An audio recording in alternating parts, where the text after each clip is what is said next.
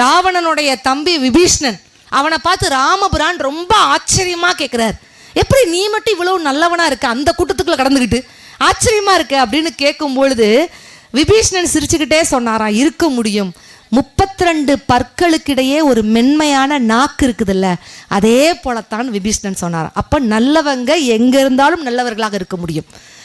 நம்ம சொல்லுவோம்ல, நல்லா படிக்கிற பையன் எங்க இருந்தாலும் படிச்சுக்கிடுவான்ப்பா அப்படின்னு நம்ம சொல்றோம்ல. இப்போ நீங்க பசங்க இருக்காங்கல்லடா தங்கங்களா, உங்க அம்மா அப்பா உங்ககிட்ட, தங்கம் கேட்குறியா, உங்க அம்மா உங்ககிட்ட இந்த வார்த்தையை சொல்லியிருக்காங்களா? சொல்லியிருக்காங்கன்னா நீ ஆமான்னு சொல்லணும். ஓகேயா? டே அந்த பையன் கெட்ட பையன்டா, அந்த கெட்ட பையன் கூட சேராதடா, நீயும் கெட்டு போயிடுவ. சொல்லியிருக்காங்களா இல்லையா?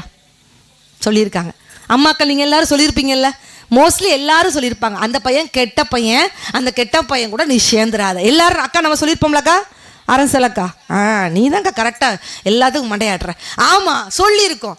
ஆனால் இதே மாதிரி ஒரு பையன்ட்ட அம்மா கிட்ட சொன்னாங்களாடே, அந்த பையன் கெட்ட பையன், அந்த கெட்ட பையன் கூட சேராதடா, நீயும் கெட்டு போயிருவேன்னு சொன்னோன்னே, இதே போல் இருக்கக்கூடிய அந்த பையன் என்ன சொன்னான் தெரியுமா? அவன் அம்மா கிட்ட எதிர்த்து நின்று ஒரு கேள்வி கேட்குறான், அம்மா அந்த பையன் கூட சேர்ந்தா கெட்ட பையன், நீ சேராத கெட்டு போயிருவேன் அப்படின்னு சொல்றியே, ஓம் பையன் நான் நல்ல பையன் தானம்மா, ஏன் இந்த நல்ல பையன் கூட சேர்ந்து அந்த கெட்ட பையன் நல்ல பையனா மாறிடக்கூடாதுன்ட்டு ஒரு கேள்வி கேட்டானா.